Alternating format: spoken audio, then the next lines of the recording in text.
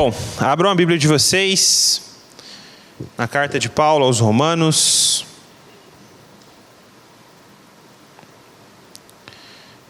Veremos hoje Romanos capítulo 8, dos versículos 12 ao 17. Romanos 8, do 12 ao 17.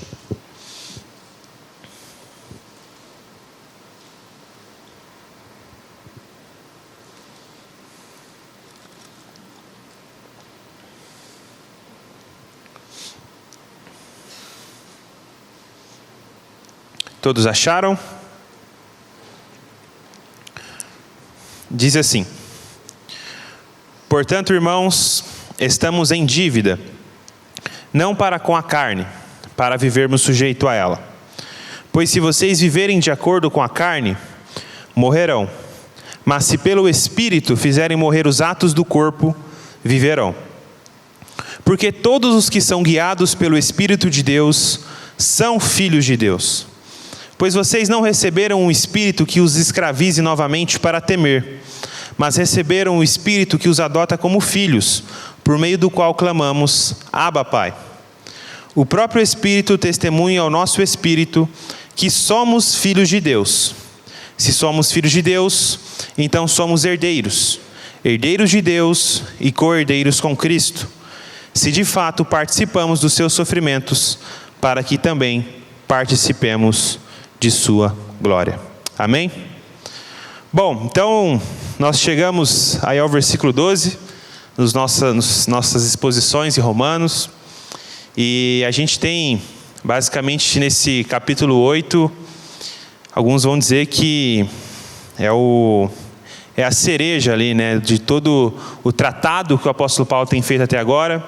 A gente vê ali no capítulo 1, ele demonstrando pela graça de Deus que não há um justo sequer, que todos pecaram, todos se extraviaram, se tornaram juntamente inúteis diante de Deus. Então toda a raça humana diante do Senhor está condenada. Depois a gente vai ver a partir do capítulo 4, né, a necessidade do homem ser justificado pela fé. Então ele vai demonstrar como que Deus faz isso, Deus sendo justo e justificador de todo aquele que tem fé em Jesus. Depois no capítulo 6, ele vai demonstrar com mais detalhes sobre a nossa união com Cristo na morte e na ressurreição. Ou seja, quando Cristo é crucificado, a nossa velha natureza, o nosso velho homem é crucificado juntamente com Ele. Quando Cristo ressuscita dos mortos, nós também ressuscitamos com Ele por fé, e assim temos uma nova vida. No capítulo 7, né, a divergência sobre o real objetivo ali, se o apóstolo Paulo ele estava falando de si mesmo como já uma pessoa regenerada, que sofre contra o pecado, ou se, no caso, ele estava falando como um judeu, né? E a gente chegou aí no capítulo 8, onde ele começou nos primeiros versículos, demonstrando que durante todo esse tratado, todo aquele que tem fé em Jesus, ele começa dizendo que já não há mais nenhuma condenação para os que estão em Cristo Jesus.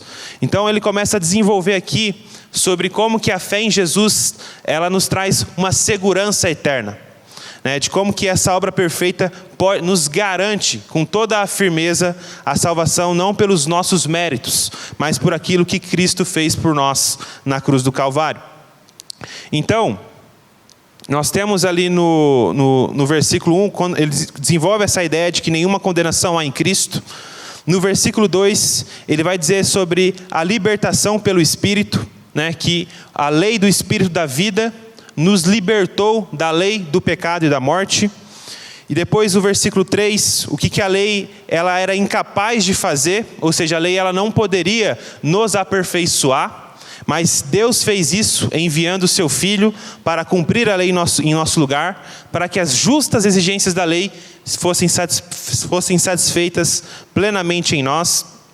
Versículo 4, ele vai desenvolver agora sobre essa nova vida no Espírito. No versículo do 5 ao 8, 2 modos de viver, né? Uma mente voltada para o pecado, que resulta em morte, mas a mente voltada para Deus resulta em vida em paz. E do 9 ao 11, essa nova identidade do cristão. O cristão não está mais na carne, mas no Espírito. E quem não tem o Espírito não pertence a Cristo. E eu vou ler aqui os versículos 9 e 11, que é necessário para a gente conseguir entrar aqui na nossa perícope, para a gente entender como que Paulo começa o seu argumento. Então vamos lá, Romanos 8, do 9 ao 11. Entretanto, vocês não estão sob o domínio da carne, mas do Espírito. Se de fato o Espírito de Deus habita em vocês. E se alguém não tem o Espírito de Cristo, não pertence a Cristo. Mas se Cristo está em vocês, o corpo está morto por causa do pecado, mas o Espírito está vivo por causa da justiça. E se o Espírito daquele que restou Jesus dentre os mortos habita em vocês, aquele que ressuscitou Cristo dentre os mortos também dará vida aos seus corpos mortais por meio do seu Espírito Santo que habita em vocês. E o nosso versículo: portanto, irmãos, estamos em dívida, mas não para a carne, para vivermos sujeitos a ela. Então, ele começa já desenvolvendo a ideia de que a gente tem uma dívida, a gente tem um certo tipo de débito, mas ele vai dizer que não ao nosso antigo senhor. E quem que era o nosso antigo senhor aqui em Romanos? Que ele está falando que é a carne. Então todos nós, antes de crermos em Cristo, éramos escravos do pecado, escravos do sistema desse mundo. Mas em Cristo Jesus nós fomos libertados pela lei do Espírito. Então ele começa a dizer que nós não estamos mais em dívida para com a carne, para vivermos sujeitos a ela. Ou seja, então não há mais motivo para vivermos uma vida em prol do pecado. Por quê? Porque nós não somos mais escravos do pecado. De escravos do pecado, nós fomos feitos escravos da justiça, servos e filhos de Deus. Então não tem mais não há uma razão lógica para o cristão que teve a sua mente e o seu coração trocado por Cristo continuar numa prática deliberada do pecado. Por quê? Porque ele não está mais sujeito ao pecado. Então, por que nós não estamos em dívida para com a carne? Porque a condenação já ocorreu em Cristo, o seu domínio foi quebrado, ou seja, o nosso velho homem, aquele que é essa essência de rebelião contra Deus, ele morreu na cruz com Cristo por meio da união. E também agora pertencemos ao Espírito, que nos dá uma nova vida. Ou seja, nós não precisamos se sujeitar mais à escravidão do pecado, porque agora nós temos um novo Senhor. Agora o Espírito Santo, que habita em nós, governa a nossa mente, o nosso coração e os nossos atos. Então, o cristão que continua sujeito às obras da carne, sujeito ao pecado, ele é semelhante, a gente pode pensar a alguém que... Imagine que você financiou uma casa, por exemplo, e ali você perdeu de vista as parcelas. E chega um momento ali que você não tem mais como pagar aquilo, e essa pessoa, que era o proprietário ou o banco, ele começa a te atordoar, você tem que pagar, senão eu vou penhorar os seus bens, eu vou fazer isso, eu vou fazer aquilo. Isso vai te causando medo, vai te causando temor, uma ansiedade por causa do futuro, E alguém vai lá e quita essa sua dívida com o banco, Então já não restando mais absolutamente dívida nenhuma para se pagar. Mas você continua pagando esse financiamento, Continua ali todo mês pagando esse financiamento que já não existe mais. Então, você ouvindo esse exemplo, a gente pode parecer uma coisa meio ilógica, E o que acontece quando a gente continua pecando deliberadamente? Não faz mais sentido. Por quê? Porque Cristo já pagou a nossa dívida pelo pecado. Nós não temos mais comunhão com a mentira, com a imoralidade sexual, com qualquer outro tipo de pecado que venha se manifestar na nossa vida. Por quê? Porque Deus fez tudo novo em Cristo Jesus. E aí no versículo 13,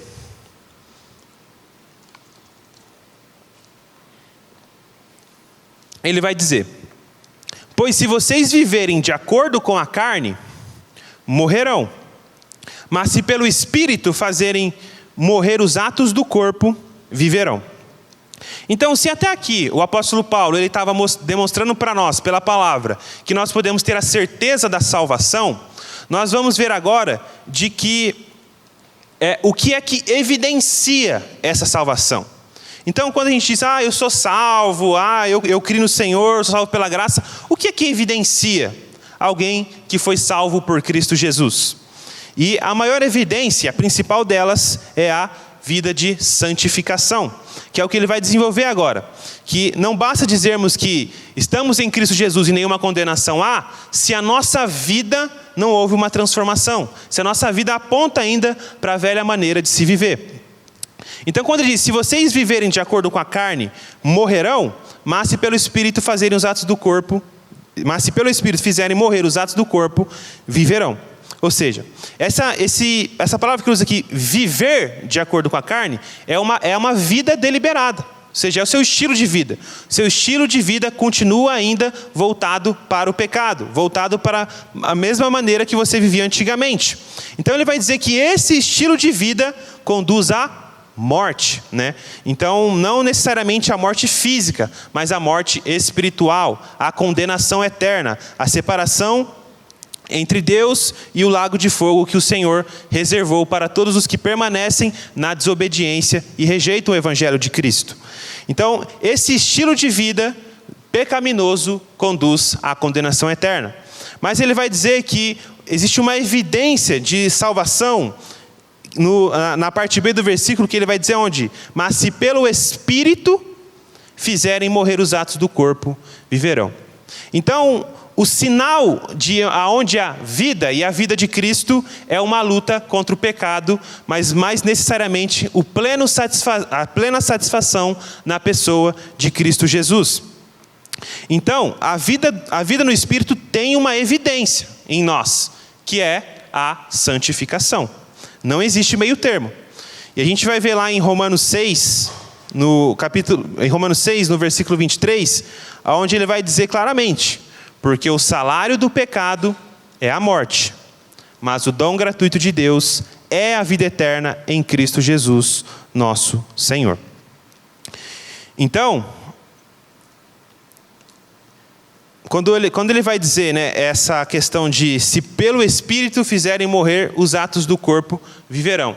Então, Paulo quer deixar claro, né, que o fato de você lutar contra o pecado é uma evidência de que há a vida de Deus em nós. Se nós não nos acostumamos com o pecado, se o pecado é algo comum para nós, né, então, muito possível quer dizer que o Senhor não habita em nós. Mas quando o Senhor passa a habitar em nós, nós começamos a ter o prazer nas coisas de Deus, em tudo aquilo que é de acordo com o caráter do Senhor, as coisas que são do alto. E isso, consequentemente, gera uma tristeza com o pecado. Mas aí a gente pode gerar uma pergunta, né? Como fazer, então, morrer os atos do corpo pelo Espírito? Esses atos do corpo que ele está falando aqui é o pecado, né? O que a natureza humana produz de maneira natural. Como que a gente faz morrer esses atos do corpo pelo Espírito, ou seja, pelo Espírito Santo, que habita em nós? Então, abram a Bíblia de vocês em Colossenses, capítulo 3, dos versículos 1 a 10.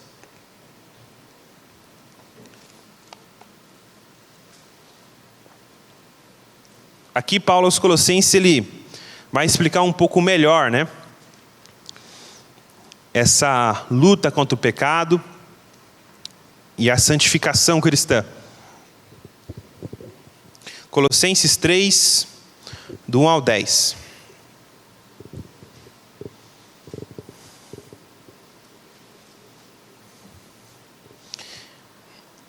Portanto, já que vocês ressuscitaram com Cristo, procurem as coisas que são do alto, aonde Cristo está assentado à direita de Deus. Mantenham o pensamento nas coisas do alto e não nas coisas terrenas. Pois vocês morreram e agora a sua vida está escondida com Cristo em Deus. Quando Cristo, que é a sua vida, for manifestado, então vocês também serão manifestados com Ele em glória. Assim, façam morrer tudo o que pertence à natureza terrena de vocês: imoralidade sexual, impureza, paixão, desejos maus e a ganância, que é a idolatria.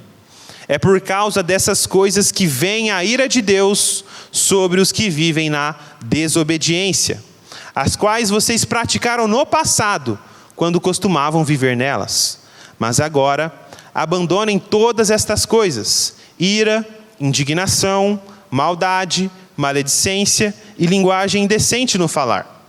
Não mintam uns aos outros, visto que vocês já se despiram do velho homem com suas práticas e se revestiram do novo, o qual está sendo renovado em conhecimento à imagem do seu Criador. Amém? Bom, então, o principal aqui é como que os atos do corpo é morto pelo Espírito. Então ele responde isso em Colossenses dizendo que já que vocês ressuscitaram com Cristo. Ou seja, então na cruz, quando estamos unidos a Cristo, o nosso velho homem, ele é morto, ele é crucificado com o Senhor. E na ressurreição, nós ganhamos então uma nova vida. Mas nessa nova vida, nós ainda estamos limitados ao corpo do pecado. Ou seja, a nossa carne permanece fraca e inclinada aos desejos pecaminosos que são rebeldes contra o Senhor. E a maneira de mortificar esses atos pecaminosos do corpo, né, a gente não ser mais um mentiroso, não permanecer em imoralidade sexual, falar a verdade, todas essas coisas, ele diz que a única maneira de se vencê-las em Cristo Jesus é pensar ou procurar as coisas que são do alto, aonde Cristo está sentado à direita de Deus. Né? E ele vai dizer: mantenham o pensamento nas coisas do alto e não nas coisas terrenas. Então, como que a gente consegue, né, pensar nas coisas do alto? Como que a gente procura as coisas do alto? Pelos meios pelo qual Deus nos deixou, que é a leitura constante da palavra. Então, a gente vai ver na Escritura que nem só de pão viverá o homem, mas de toda a palavra que procede da boca de Deus. Ou seja, então, a palavra é o pão para o nosso espírito, é o alimento, é aquilo que nos fortalece, é aquilo que nos faz conhecer de maneira segura a Deus. É onde constantemente o nosso espírito vai sendo relembrado das verdades da fé, e assim a nossa fé vai sendo exercitada e ganhando cada vez mais vigor. E também a oração. A oração é o meio pelo qual Deus nos deu, que nós fazemos conhecidas diante dele as nossas fraquezas. A oração é por meio do qual nós confessamos os nossos pecados ao Senhor, nós confessamos as nossas fraquezas, é onde nós muitas vezes liberamos perdão, é o meio pelo qual nós falamos com o Senhor. Então, e também, claro, a igreja. Então a igreja é a reunião, é o ajuntamento de todos os santos, de todos aqueles que se arrependeram e creram em Cristo Jesus. Esse é o momento que nós nos reunimos para, com toda a plenitude de Deus, nós podermos ouvir de sua palavra, orar em comunidade, adorar em comunidade, e assim a nossa fé ela vai ganhando cada vez mais vigor, ficando mais bem estabelecida. Então, dessa maneira, a gente vai conhecendo mais perfeitamente a Cristo e nós vamos sendo aperfeiçoados. E, consequentemente, o pecado ele vai perdendo a sua força, em certos aspectos da nossa vida. Então, dessa forma, por meio da oração, por meio da leitura e meditação da palavra e por meio do congregar juntamente com os irmãos, é que a gente faz morrer, o pecado no nosso corpo. Nós vamos mortificando essa natureza terrena e então sendo cada vez mais guiados pelo Espírito, vivendo nessa novidade de vida que Jesus nos deu. E uma das maneiras que a gente pode ver isso, são as próprias ervas daninhas nos solos. Então, assim, as ervas daninhas, você não precisa fazer nada para elas. Então, se você tiver um mínimo pedaço de terreno, as ervas daninhas vão brotar naturalmente. Então, é da mesma maneira assim com a nossa vida. O pecado ele sempre vai vir, assim como as ervas daninhas. Então, o que a gente faz com as ervas daninhas? A gente precisa arrancá-las pela raiz.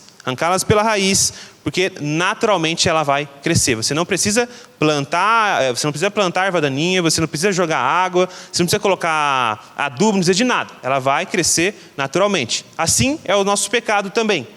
É da nossa natureza. Então, naturalmente vamos nos inclinando para tudo aquilo que é perverso, para tudo aquilo que é contrário ao Senhor. Dessa mesma forma, como a gente tem que arrancar as ervas daninhas, nós precisamos mortificar a natureza terrena pelo Espírito Santo. E ele vai dizer também que se fizermos morrer os atos do corpo, viveremos, né? Então, esse viver aqui ele não quer dizer de que se nós lutarmos contra o pecado e tudo mais, então seremos salvos. Muito pelo contrário, né? A Escritura é muito clara quanto a isso, que nós somos salvos pela graça por meio da fé. Isso não vem de obras, mas é dom de Deus em Cristo Jesus. Então, nós não somos salvos pelas nossas obras, mas nós somos salvos por Cristo Jesus para a prática de boas obras. Então, esse viver aqui, literalmente o que Paulo quer dizer, é como uma espécie de sentença. É uma declaração de que realmente o Espírito de Deus habita em nós. Isso tem uma conotação mais escatológica, mais no tempo do fim. Esse viver aqui é quando realmente o próprio Deus, o próprio Cristo, ele vai separar as ovelhas dos bodes, o joio do trigo, né? Então vai ficar claro que pelo nosso estilo de vida, verdadeiramente o Espírito Santo habitava em nós. Verdadeiramente nós fomos salvos pela graça de Deus. Então é isso que ele quer dizer aqui com que nós viveremos, né? Nós já ganhamos vida por meio da ressurreição de Cristo, mas é aquela velha tensão do já e ainda não, né? Então a gente já estamos assentados com Cristo nas regiões celestiais, mas nós ainda não desfrutamos de todas as bênçãos do Evangelho de maneira plena, né? Então, quando Cristo for revelado do céu e nós fomos arrebatados juntamente com Ele nos ares, então nós vamos poder desfrutar de todas as bênçãos do Evangelho, mas agora de uma maneira plena. A gente vai ver isso também no texto de Apocalipse 21, do 7 a 8. Abram a Bíblia de vocês, Apocalipse 21, do 7 a 8.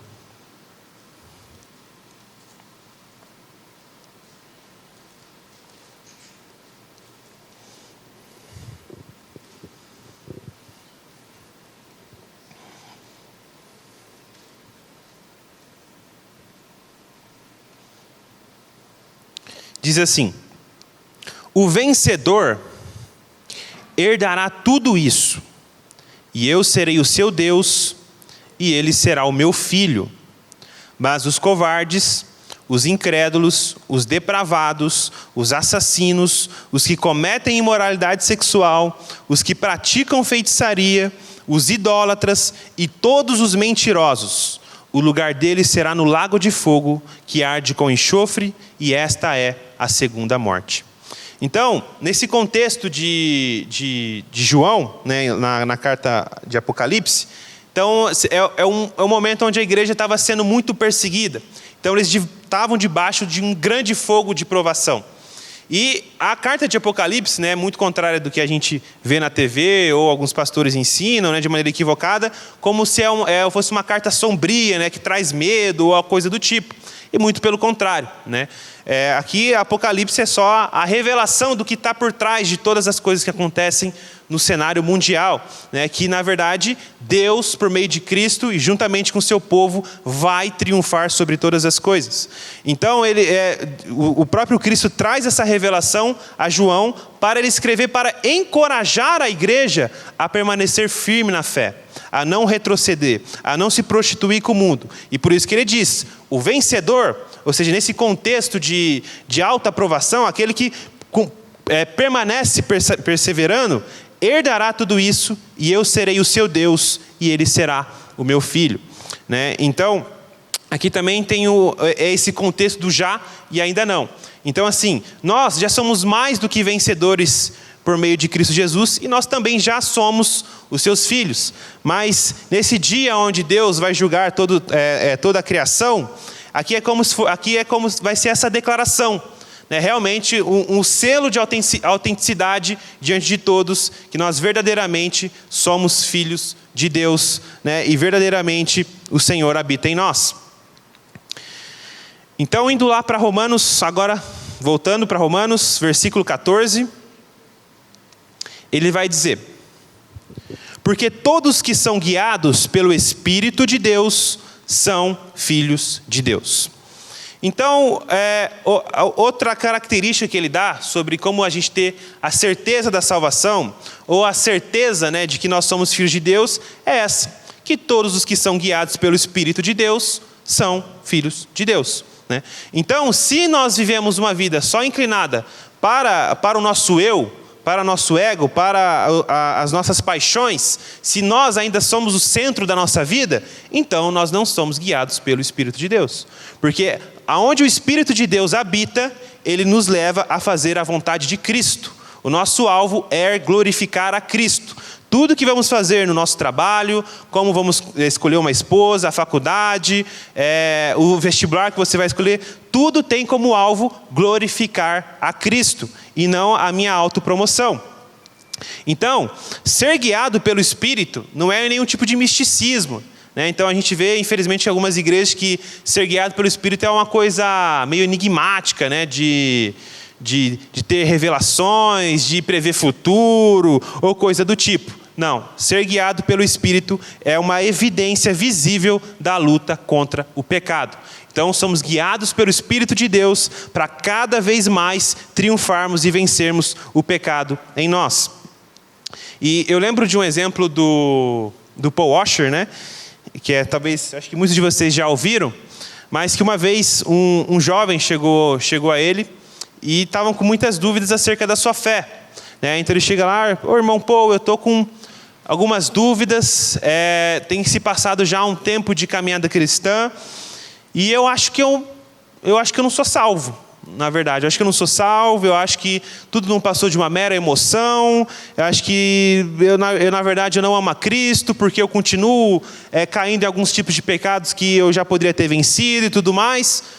E aí ele diz e aí o Paul Washer olha para ele e fala assim: bom, aqui onde a gente está, a uns 600 metros, tem uma balada à noite. Faz o seguinte: vai nessa balada à noite e assim, bebe, fuma, pega o máximo de mulheres possíveis que você conseguir pegar. Assim, dê vazão a tudo aquilo que está no seu coração. Realmente, satisfaça a vontade da sua carne. Faça isso, né? E aí, ele disse que na hora que o Paul Washer fala isso para ele, o jovem se escandaliza, tipo assim: não, Paul, mas e Cristo? E aí ele fala: então, verdadeiramente Cristo habita em você. Porque se o seu coração não tivesse sido trocado, se você não fosse uma nova criatura, você não se importaria com Cristo, né? Então, fica claro essa evidência de regeneração. Quando, no fundo, de coração nós amamos a Cristo, apesar das nossas imperfeições, apesar das nossas limitações, nós o amamos porque Ele nos amou primeiro.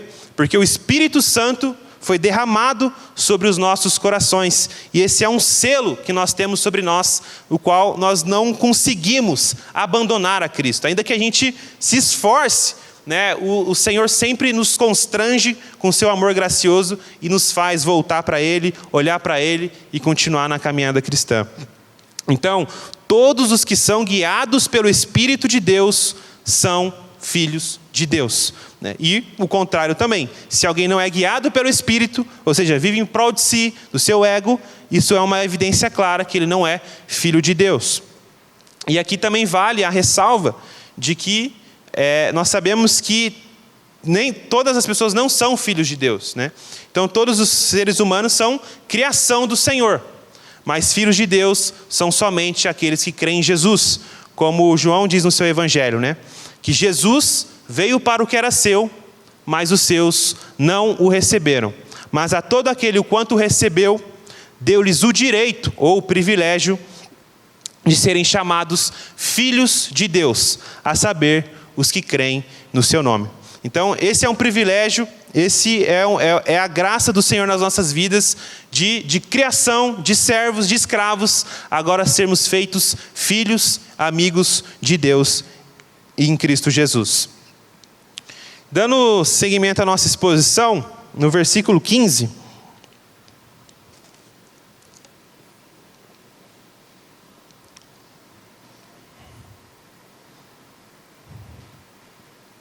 Espera aí que... No versículo 15 vai dizer: pois vocês não receberam um espírito que os escravize para novamente temer, mas receberam o Espírito que os adota como filhos, por meio do qual clamamos, Abba, Pai.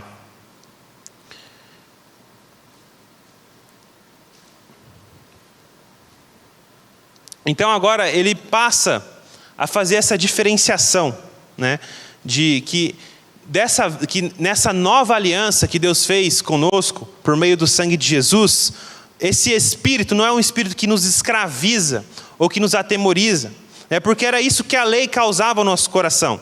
Apesar da lei ser espiritual, perfeita e boa, a finalidade dela era apontar o nosso pecado. Então, nós não saberíamos que é pecado adulterar se não houvesse a lei que diz não adultere. Então, quando olhamos para o padrão perfeito de Deus na sua lei, vemos o quão imperfeito nós somos e o quão nós precisamos de um Salvador. Então, esse sentimento causava opressão, então causava medo. Mas dessa vez, nessa nova aliança que Deus fez, por meio de Cristo Jesus, esse Espírito que é derramado nos nossos corações não causa medo e não causa temor, muito pelo contrário. Ele testifica no nosso coração que somos filhos de Deus e amados por Deus, que todas as justas exigências da lei foram plenamente cumpridas em Cristo Jesus. Então não é só uma questão de espírito, mas também é uma troca de natureza. Agora, por meio do Espírito Santo, nós não temos somente a condição, de filhos. Então a gente não recebeu só um certificado, você é filho de Deus, mas nós também recebemos um coração de filho de Deus. Então não é só um certificado, agora é uma natureza, é uma identidade. Nós realmente agora pensamos, vivemos e agimos como filhos de Deus. Então o espírito que escraviza não é uma entidade distinta, mas o antigo regime espiritual. Viver diante de Deus como réu e não como filho. Como servo com medo e não como um herdeiro amado. Então a gente vê essa troca de relacionamento aqui com Deus agora. Nós nos relacionamos com Ele agora como filhos, como realmente nós somos, amados por Ele.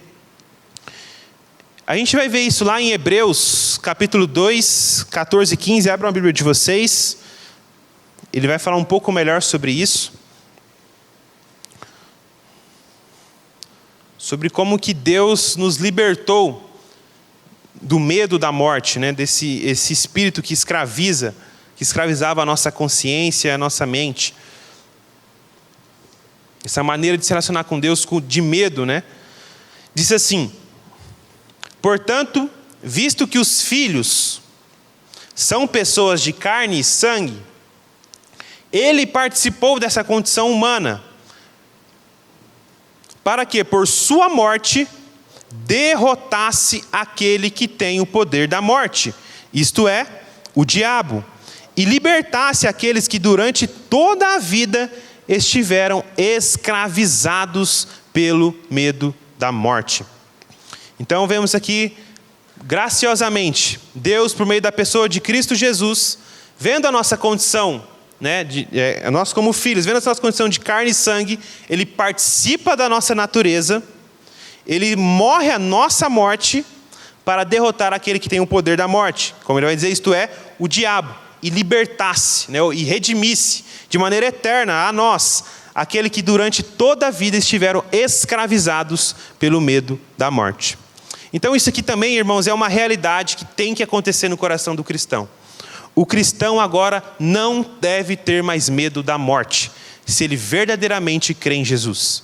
Se o Espírito de Cristo habita em nós, a morte ela não é mais um assombro, A gente vai ver lá em Coríntios, na carta de 2 Paulo aos Coríntios, que ele removeu o arguilhão da morte.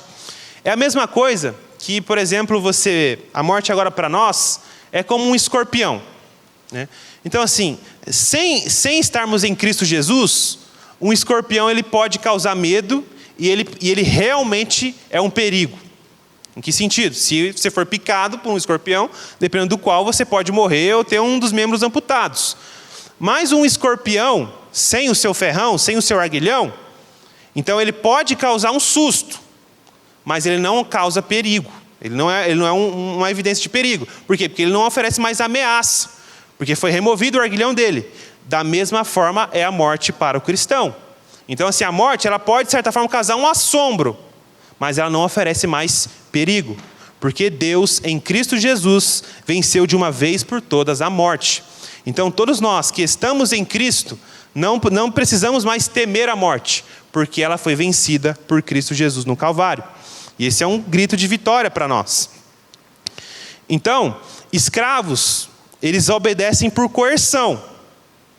Os filhos obedecem por natureza e relacionamento. Então agora a nossa dinâmica de relacionamento com Deus não é mais de escravidão, mas de relacionamento.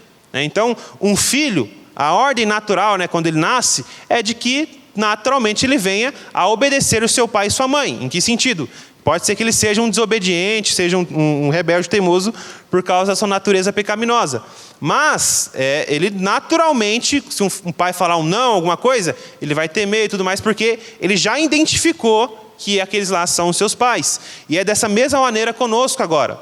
Então foi trocado o nosso caráter, foi trocada a nossa identidade. Então nós, agora que temos a posição de filhos de Deus, nós obedecemos a Deus por relacionamento, porque nós naturalmente agora nesse novo coração, nós o amamos, porque Ele nos amou primeiro. Então o Espírito ele não vai agir como um capataz externo, mas como a vida interna.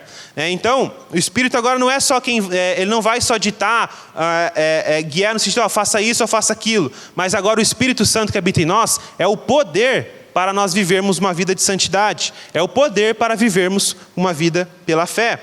Ele não apenas ordena, ele transforma para obedecermos de coração por fé.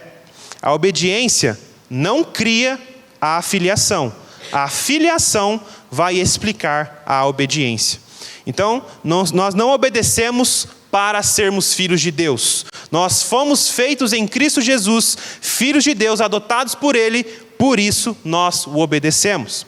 Então a lógica é sempre o contrário. É sempre por iniciativa de Deus em Cristo Jesus. Deixa eu só abrir uma água aqui.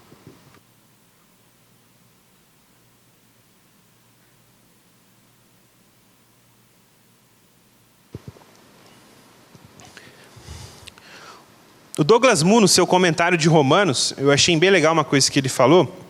Ele diz assim: Paulo destaca que a nossa consciência de Deus como Pai não resulta da consideração racional e nem do testemunho externo exclusivamente, mas de uma verdade sentida profundamente e experimentada intensamente. Se alguns cristãos erram ao basear a sua certeza de salvação somente em sentimentos, muitos outros erram ao baseá-la somente em fatos e argumentos. Na verdade, o que Paulo faz aqui é questionar se é possível alguém ter uma experiência genuína do Espírito de adoção de Deus sem que ela afete as suas emoções. Então, quando ele vai dizer que agora nós temos um Espírito que clama, Abba Pai, ele vai demonstrar uma experiência interna do cristão. Então, não é só o fato da Escritura dizer que somos filhos de Deus, que isso, como posso dizer, Deus se limita somente a isso. Mas o fato do Espírito Santo habitar em nós, há uma espécie de testificação interna, um selo. Esse novo coração agora, naturalmente ele clama, Abba, Pai. Por isso que o Douglas, no seu comentário, ele vai dizer que não é só uma mera consideração racional, ou um testemunho exclusivo. Então não é só porque, eu sou filho de Deus, porque a Bíblia diz que eu sou filho de Deus. Perfeito. Com toda a certeza, nós devemos crer no que a Escritura diz, se nós nos arrependemos e crermos. Mas também existe uma experiência profunda e interna, onde o nosso coração é aquecido e selado com essa verdade. Então, de maneira experimental, a gente consegue desfrutar também dessa filiação. Então não é convertido só os nossos atos, mas agora as nossas afeições também são convertidas ao Senhor. Porque antes, nós não podíamos vê-lo pela fé. A Escritura vai dizer que o Deus dessa era, se referindo a Satanás, cegou o nosso entendimento para que nós não pudéssemos ver a glória de Deus na face de Cristo. Mas agora, quando alguém é convertido pelo Senhor, o véu é removido. Então agora nós podemos agora ver a beleza de Cristo Jesus. E isso, nesse novo coração, desperta afeições por Deus. Então por isso que nós nos alegramos, por isso que nós nos choramos, né? Porque o Espírito passa a habitar em nós. E a gente vê que dentro da igreja tem dois caminhos que às vezes que são perigosos, né? Um caminho é de que a vida cristã não tem afeição, não tem sentimento, né? Então não sei se alguns de vocês já experimentaram principalmente no meio reformado, né? De você ir em igrejas reformadas e o pessoal parece que ainda é escravo do pecado, né? O pessoal é uma afeição carrancuda, né? Sem alegria, parece que sem a vida de Cristo mesmo, não transborda vida, né? Então, algumas pessoas vão ao extremo de entender que a vida cristã ela não tem afeições, né? Muito pelo contrário, Deus é o Deus das afeições. Deus criou as afeições e as afeições devem ser para glorificá-lo. Só que daí o que acontece? Aí tem um outro extremo, né? Onde se frequenta igrejas que a fé ela é guiada pelas afeições, por emoções, né? Aquela velha fala, eu acho que eu não sou salvo porque eu não estou sentindo mais Deus, né? Eu oro e eu não me arrepio, ou coisa do tipo, né? Quando a fé ela é guiada completamente pelas emoções. Então esses dois extremos são errados. Então nós devemos ter a devida moderação de entender que aquele que verdadeiramente é filho de Deus, ele tem as suas emoções afetadas por Deus. E ele ama a Deus e isso gera afeições. Só que em muitos momentos da caminhada da fé, essas afeições elas não vão existir. E é onde que a fé ela vai ser provada, né? Então eu lembro, pelo menos no começo da minha conversão, isso aconteceu comigo, né? E talvez alguns compartilham desse mesmo sentimento, né? Que quando, principalmente quem veio mais de uma vida mais devassa, né? Quando o Senhor me chamou, então teve toda aquela empolgação de querer Deus, a querer orar, ler a palavra e tudo mais. E quando esse sentimento começou a enfraquecer, né? Então eu orava, eu já não chorava mais, eu colocava um louvor, não ficava tão alegre como no começo, eu comecei a questionar a minha salvação. Eu falei assim, cara, eu acho que no fim das contas, eu acho que eu não sou salvo, né? Acho que foi só uma emoção, foi só um fogo de palha e tudo mais. E aí eu fui conversar com o irmão que foi muito usado por Deus e falou uma coisa que eu guardei no meu coração, né? Quando eu falei sobre essa falta de sentimentos que estava acontecendo, ele olhou para mim e falou assim, olha, Deus não é para ser sentido, mas Deus quer ser obedecido. Então, muitos momentos da nossa caminhada cristã não vai haver sentimentos, não vai haver quebrantamento, não vai haver choro, mas pela fé nós continuamos em obediência ao Senhor. Mas isso não deve gerar em nós também cristãos desafeiçoados, né? Porque realmente o Espírito de Deus ele é alegria, ele transforma o nosso semblante também, ele transforma todas as nossas afeições. Por quê? Porque nós somos filhos de Deus. Então, em tese, né, o povo de Deus ele é o povo mais feliz da terra. Ele é o povo mais alegre, ele é o povo que deveria mais realmente transmitir, mas não essa mera emoção ou uma coisa meio psicológica. Mas realmente, o fato de Jesus habitar em nós, como ele fala, né, que de vocês fluirão rios de água viva, né? Então isso realmente deveria ser uma verdade nas nossas vidas, né? Então realmente os lugares onde nós estamos deveriam ser impactados de certa forma. Por quê? Porque nós carregamos, né, o bom aroma de Cristo Jesus. E isso, infelizmente, acaba não sendo uma verdade da maneira como nós conduzimos. E aí no versículo 16...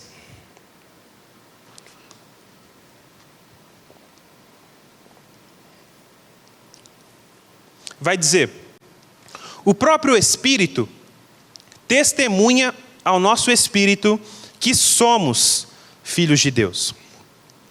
Então aqui é como se fosse realmente uma dinâmica interna no nosso coração, né? De que como se o nosso espírito mesmo, ele sempre precisasse ele precisa de uma afirmação, né, por causa muitas vezes dos nossos pecados. Às vezes estamos lutando contra pecados que não estamos recorrentes, ou às vezes por tragédias que acontecem na nossa vida e a nossa fé vai desanimando, e o Espírito ele age internamente no nosso coração, testemunhando, ou seja, evidenciando: você é meu.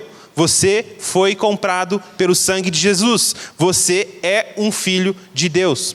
Então, o Espírito Santo, ele age também como o próprio Jesus falou que ele agiria. Eu vos enviarei o encorajador. Então, ele começa a desenvolver literalmente o seu papel dentro da nossa redenção. Nos encorajar, nos fortalecer, nos fazer olhar para Cristo novamente, nos lembrar da nossa identidade no Senhor, que somos filhos de Deus. O Espírito Santo não é somente um instrumento para nos tornar filhos de Deus. Ele também nos faz conscientes de que somos filhos de Deus. Então, essa testemunha, essa testificação. Não é só nos tornar, não é só nos fazer, mas internamente Ele nos revelar e nos fazer crer e nos firmar: sim, essa é a minha identidade. Eu sou um filho de Deus. E como que o Espírito de Deus testemunha ao nosso espírito que somos filhos de Deus? Na medida em que avançamos na jornada da fé, crescendo na graça e no conhecimento de Cristo, em uma vida de santificação, o Espírito testemunha no nosso interior, consolida e testifica o nosso chamado e eleição de Deus. Mas também nos momentos em que somos surpreendidos pelo pecado, ou pelas tribulações da vida, no momento em que estamos no mais profundo vale da alma, o Espírito de Deus vem ao encontro do nosso coração, nos relembrando que somos dele e que somos amados por ele, e que não ficaremos prostrados no meio do caminho, pois que pai quer o mal do seu filho? Assim é Deus conosco. Ele vem, nos leva ao arrependimento, nos restaura, firma os nossos pés e nos faz olhar para Ele novamente, para que continuemos a correr a corrida da fé. E aí no versículo 17,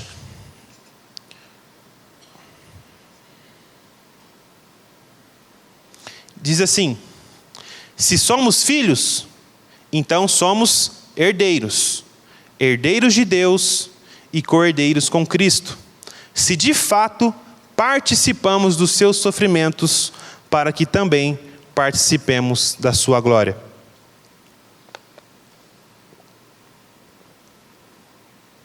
Então, Paulo aqui cria uma lógica, né? Que é: se estamos em Cristo Jesus, logo o Espírito de Cristo habita em nós. E se o Espírito de Cristo habita em nós, logo vamos viver uma vida de santidade ao Senhor. E se vivemos a vida de santidade ao Senhor, que é fruto da união com Jesus, logo nós também seremos herdeiros com Cristo Jesus. Então, ele vai demonstrando de que nós vamos trilhar ou percorrer a mesma caminhada do Senhor. Que da mesma maneira como ele sofreu, né, antes da coroa veio a cruz, nós também vamos sofrer perseguições e luta contra o pecado. Mas de igual modo, nós também desfrutaremos da alegria que está proposta.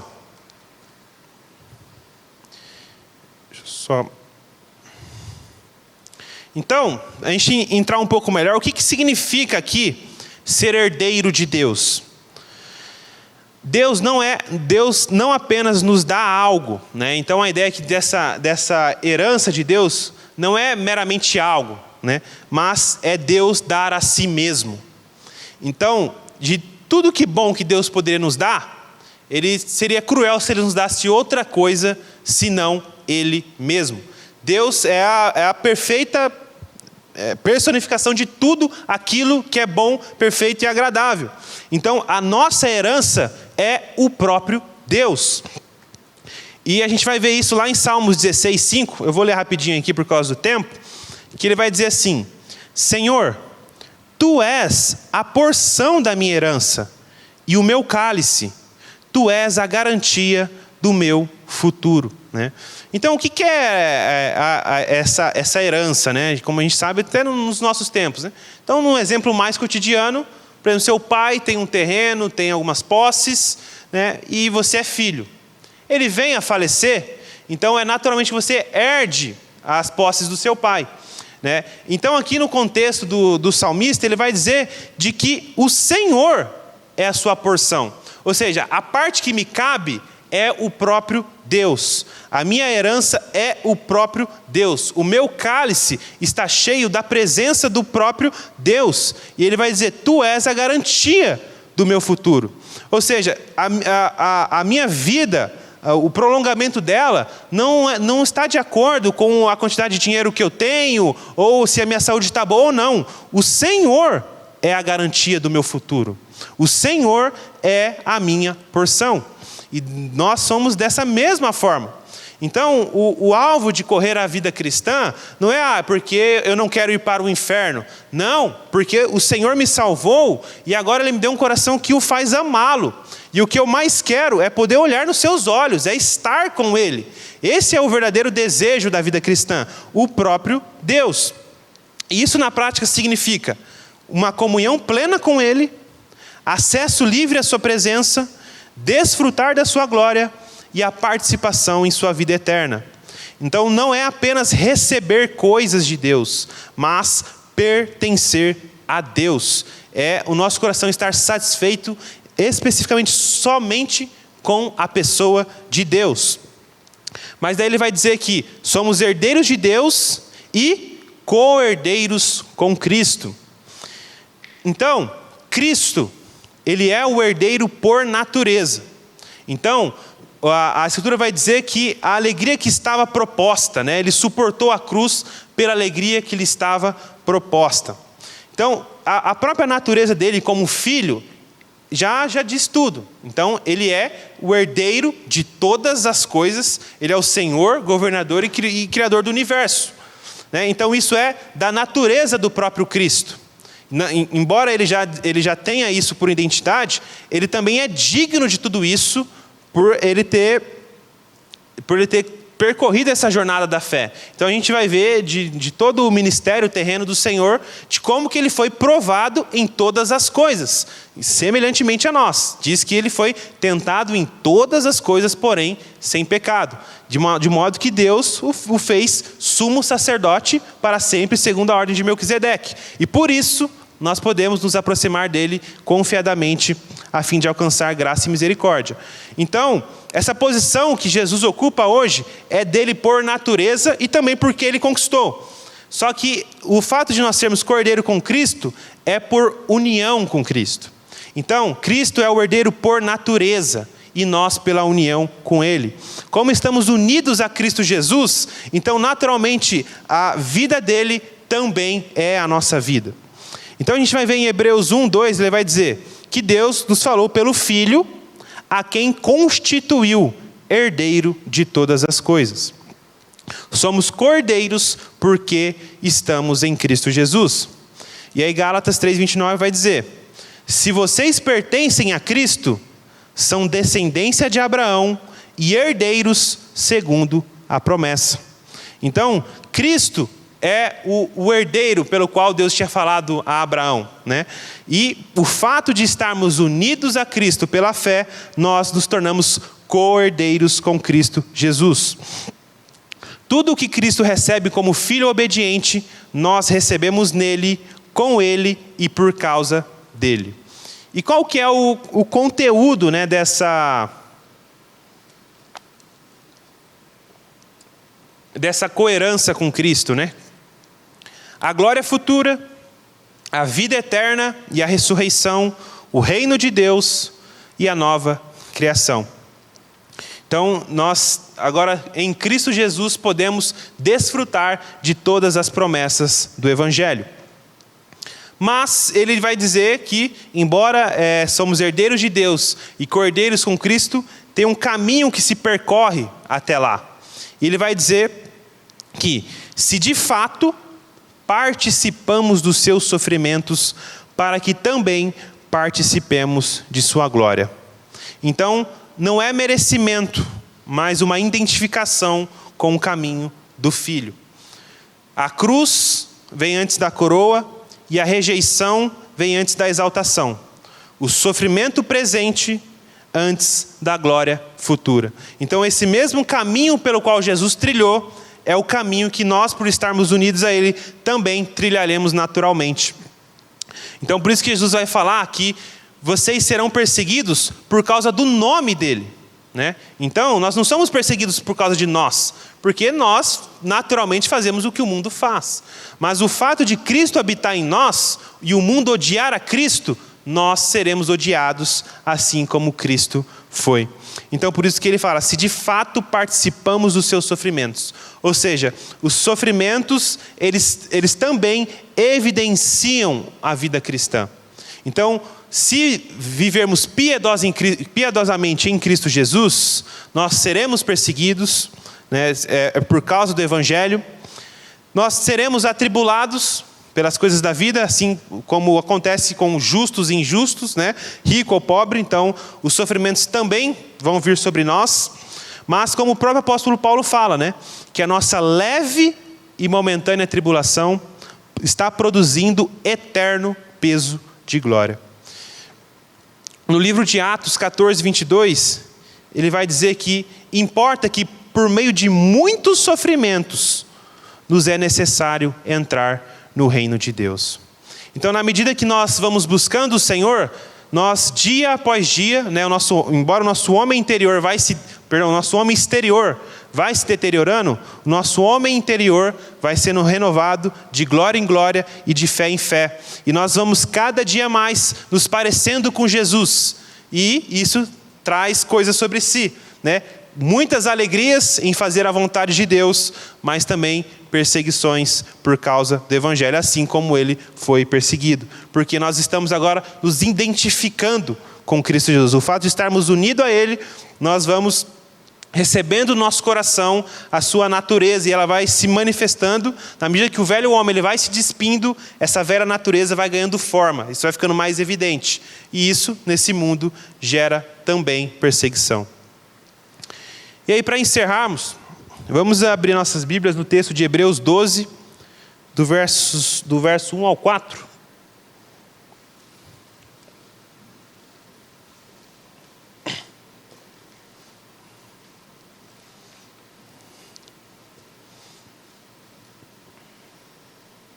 Hebreus 12, do 1 ao 4. Vai dizer assim: portanto, também nós, uma vez que estamos rodeados por tão grande nuvem de testemunha, livremo-nos de tudo que nos atrapalha e do pecado que nos envolve, e corramos com perseverança a corrida que nos é proposta, tendo os olhos fitos em Jesus, autor e consumador da nossa fé. Ele, pela alegria que lhe fora proposta, suportou a cruz, desprezando a vergonha, e assentou-se à direita do trono de Deus. Então veja, ele coloca aqui o modelo de fé de Cristo, que é, pela alegria que o Pai havia lhe proposto, ele suportou a cruz. Então ele olhou por fé, que aquilo que lhe estava proposto era superior ao momentâneo sofrimento dele. Suportou a cruz, então sofrimento físico, desprezando a vergonha. Então os sofrimentos da alma aqui dele mesmo. O próprio rei ali sendo envergonhado, cuspido. Mas ele vai dizer que assentou-se à direita do trono de Deus. Ou seja, de humilhado, Deus o exaltou à mais alta posição. E como Filipenses vai dizer, lhe deu um nome que está acima de todo o nome. E agora no 3, o autor vai nos fazer olhar para isso como forma de encorajamento. Pensem bem naquele que suportou tal oposição dos pecadores contra si mesmo, para que vocês não se cansem e nem desanimem.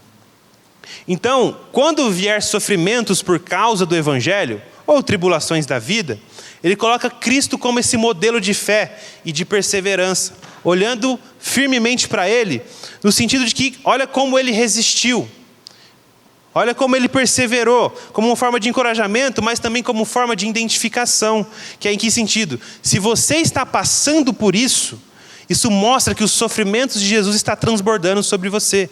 Ou seja, literalmente, você está no caminho certo, você está trilhando os passos do seu mestre.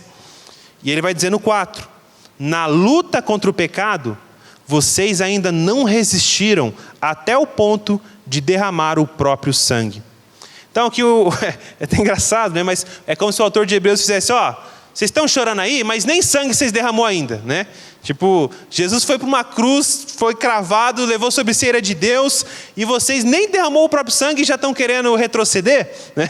É tipo quase como uma cutucada mesmo, mas como um chacoalhão para acordar, né? Tipo, olha, vocês nem chegaram ao ponto ainda de derramar sangue na luta contra o pecado, né? Diferente do próprio Senhor. Então, olhem firmemente para Cristo, né, que olhando para Cristo, a nossa fé ela vai sendo fortalecida, nós somos relembrados de que somos filhos de Deus, e como filhos de Deus, neste mundo, precisamos percorrer esse caminho. Então, por isso que Jesus, nos evangelhos, ele é tão 8 ou 80, né? Então, a gente vê, por exemplo, quando ele chama o rapaz, ele fala assim, Senhor, deixa que eu vá, deixa eu enterrar meus pais primeiros. Jesus fala, deixe que os mortos sepultem os próprios mortos, né? Quem quer fazer parte do reino de Deus, quem coloca a mão no arado e olha para trás, não é digno do reino de Deus. Várias outras passagens, quando ele fala, aquele que quer vir após mim, tome essa cruz, negue a si mesmo e me siga. Ou também, o outro texto, onde ele vai falar que aquele que amar a sua vida, perdê-la-á. Mas aquele que por amor de mim e do evangelho odiar a sua vida, ganhá-la-á, né? Então, isso não é... essas coisas não estão escritas em letras miúdas no evangelho, né? Tipo assim, vem para Cristo e depois eu te explico como é que é. Não, o Senhor ele sempre já coloca isso aqui de primeiro. A régua é essa, a jornada é essa, o caminho é estreito. Você quer? É isso que ele sempre faz, né? Então, dessa mesma forma. Então, em meio aos nossos sofrimentos, as nossas lutas contra o pecado, perseguições, coisas que vêm a acontecer na nossa vida, que o Senhor nos lembre de que verdadeiramente somos amados por Ele, que Ele nos escolheu antes da fundação do mundo, Ele nos elegeu em Cristo Jesus para as boas obras. Então, esse próprio Deus é quem vai nos preservar, né? No corpo, na alma, no espírito, santos e irrepreensíveis para Ele mesmo, né? Então, que o Senhor nos conceda essa graça e sempre nos lembre, né, dessa identidade que nós temos, filhos de Deus. E ser filho de Deus, naturalmente, vai trazer perseguições e dificuldades, mas nós somos mais que vencedores por meio daquele que nos amou. Amém? Então, curva a sua cabeça, vamos orar.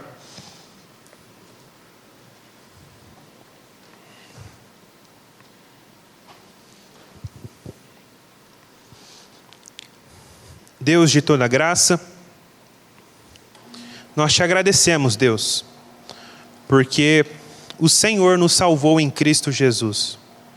E agora, Pai, nós não precisamos mais estar sujeitos à carne. Nos perdoe, Deus, quando ainda nós pecamos contra Ti, muitas das vezes voluntariamente. Que o Senhor tenha misericórdia de nós, Pai, e conduza o nosso coração a Te amar acima de todas as coisas, a buscar em primeiro lugar o Teu reino e a Tua justiça, Pai. Que o Senhor nos conceda essa graça, Deus, de sermos cada vez mais guiados pelo Teu Espírito, Deus.